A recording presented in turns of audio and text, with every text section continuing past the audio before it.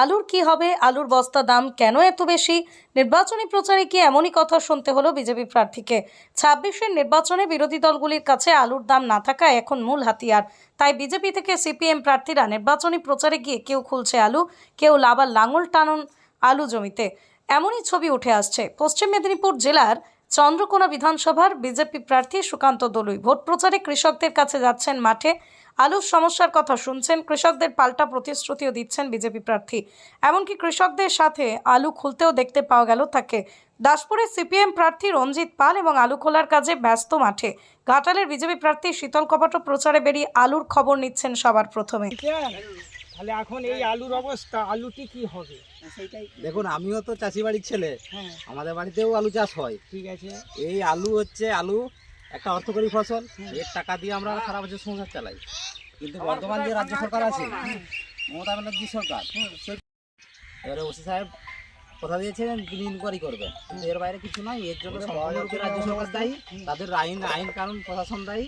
যে কারণে কি হচ্ছে, তার ফল ভোগ করতে হচ্ছে আমাদের মতো সব সাধারণ চাষিদের। এই 40 টাকা থলে, ভাঙানি 30 টাকা, গাড়ি ভাড়া 25 টাকা, আলুর দাম 1 টাকা। আমরা আলু 200 টাকা থেকে যাচ্ছে। আপনাদের কাছে কথা, এই সরকার যত বাবু, আমরা যে আলুকে চাষ করেছি রাখতে পারছি না স্টোরে। থলে কত করে? থলে এখন 40 টাকা দাম বলছে। গত বছরও এই থলে 10 টাকা 12 টাকায় পাওয়া গিয়েছে। হ্যাঁ, নিশ্চয়ই। কি হবে আলুর দাম? কি হবে? ভোট চাইতেছে, তাহলে আলুর দাম কি হবে? দেখুন, বর্তমান যে রাজ্য সরকার আছে, আমাদের আলু পায় মাথা ঘুরবে। বিভিন্ন রাজ্যে আলুটা যেত, আলুটা গেলে কি হতো, তখন আমরা দাম পেতাম। কিন্তু আলু চাষ করে গলায় দড়ি নিয়ে বিষ খেয়ে মরতে হচ্ছে, তাছাড়া আর কিছু উপায় নেই। কোনো পার্টি আমাদেরকে দেখছে নি, বন্ধ করে দেওয়ার জন্য বিজেপিও দেখছে নি, তৃণমূলও দেখছে নি, সিপিএমও দেখছে। তাহলে আমাদের কি হবে উপায়? আপনারা কি বলতে চান বলুন।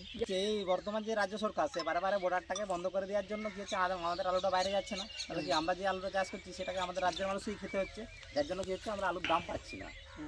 তো আপনাদের কাছে অনুরোধ করবো, ভাতা দিচ্ছে বলে দিদি আবার কি মাথা কিনে নিল? এই সরকারকে পরিবর্তন করুন।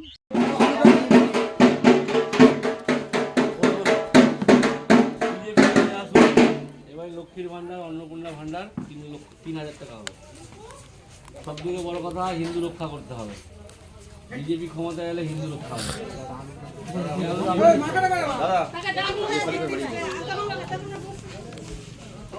আমরা তো জানোই দাম কত আছে। 300 টাকা, তাহলে লোক নাই নেবে। আলু যাওয়ার বর্ডারটা সিল করে দিতে রাজ্য সরকার, যার জন্য আলুর দাম নিয়ে। দেখুন, এই সরকার কৃষকদের নিয়ে আন্দোলন করেছে, শিবন নন্দীগ্রাম নিয়ে আন্দোলন করেছে।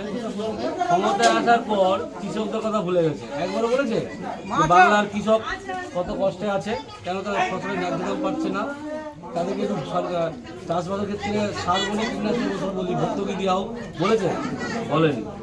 এই সরকার প্রথম থেকেই কৃষক বিরোধী। আপনারা কৃষক, আমরা মনে করি আমাদের কাছে কৃষক হচ্ছে অন্যতম ভগবান। এই কৃষক চাষবাস না করলে আমরা খেতে পাবো। তাই সেই ভগবানকে মেরে ফেলার চক্রান্ত এটা। পশ্চিমবাংলায় শিল্প নেই, কলকারখানা নেই, চাকরি নেই, সেই জায়গায় ফসলের দামও নেই। আমি তো মামা হবে আমার জ্যাঠাই নাম বলবি তো।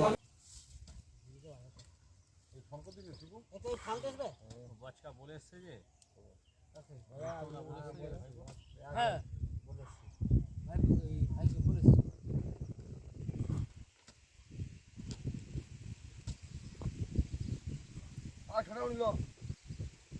কৃষকদের সাথে কথা বলছেন তো, ভোট চাইতে আসলে কৃষকরা সর্বপ্রথম কি জিজ্ঞাসা করছে আপনাকে?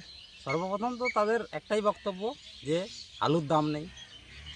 এত কষ্ট করে এত টাকা বেশি দাম দিয়ে সার কিনে চাষ করার পর, হ্যাঁ, এই 200 টাকা 250 টাকা কুইন্টাল আলু, হ্যাঁ, কৃষকদের তো মাথায় হাত পড়ে গেছে। তাহলে সমস্ত কৃষকের তো একটাই বক্তব্য যে আলুর দাম কীভাবে বাড়ানো যায়। তো আমি তাদেরকে বললাম যে এই সরকারকে পরিবর্তন করতে হবে, কারণ এই সরকার বর্ডার সিল করার ফলে আমাদের আলু বাইরে না যাওয়ার কারণেই আলুর দাম কমে গেছে।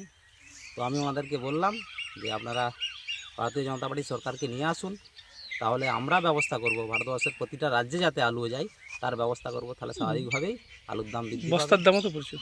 হ্যাঁ, সেই বস্তার দাম আমি কালকেও প্রশাসনের দ্বারস্থ হয়েছিলাম, ওসি সাহেবের সঙ্গে কথা বলেছি। কারণ কিছু ব্যবসায়ী, অসাধু ব্যবসায়ী, তারা কি করছে, মজুতদারি করে কৃত্রিম ক্রাইসিস তৈরি করে এই থলেগুলোর দাম বৃদ্ধি করছে। যে থলে 10 টাকা 12 টাকা বিক্রি হওয়ার কথা, সেই থলে আজকে 37-38 টাকা দাম। এই যে ব্যবস্থাটা, রাজ্য সরকারের কোনো নিয়ন্ত্রণ নেই এর উপরে। যখন ফসলের দাম বাড়ে তখন টাস্ক ফোর্স গঠন করে। আলুর দামের সময় ধরুন না, যখন আলুর দাম বেড়েছিল তখন তারা টাস্ক ফোর্স গঠন করে বাজারে বাজারে ঘুরছে, চাষিদেরকে ধরছে, ব্যবসায়ীকে ধরছিল।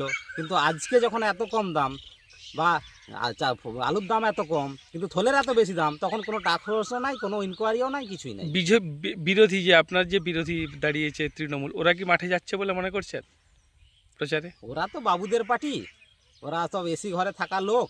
হ্যাঁ, তো সেক্ষেত্রে আর এখন ভোটের লোভে হয়তো যেতেই পারে, ভোট চাওয়ার জন্য যেতে পারে, কারণ মানুষ তো ওদের দিকে আর মুখ ফিরিয়ে নিয়েছে। কৃষকরা জবাব দেবে না? হ্যাঁ, কৃষকরা তো একেবারে জবাব দেওয়ার জন্য তৈরি হয়ে আছে।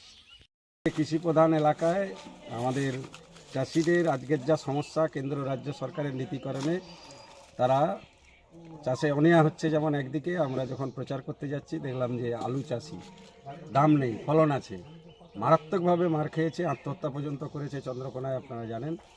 তাই চাষিদের এই প্রচার পর্বে বেরিয়েই কিছুক্ষণ সময়, আমার অভ্যেসও আছে, আমার বাড়িতেও 2-4 কাঠা চাষ হতো আলু, খুলেছিলাম। তারা নানান অভিযোগের কথা বলছেন। এইবারে আমরা চাই যে বামপন্থী দ্বারা শক্ত করলে, বামফ্রন্ট সরকার পুনরায় প্রতিষ্ঠিত হলে, তাহলে চাষিদের স্বার্থে লাল ঝান্ডা বামফ্রন্ট সরকারের অতীতের যে কাজকর্ম তা আমরা পুনরায় প্রতিষ্ঠিত করে পাশে থাকব।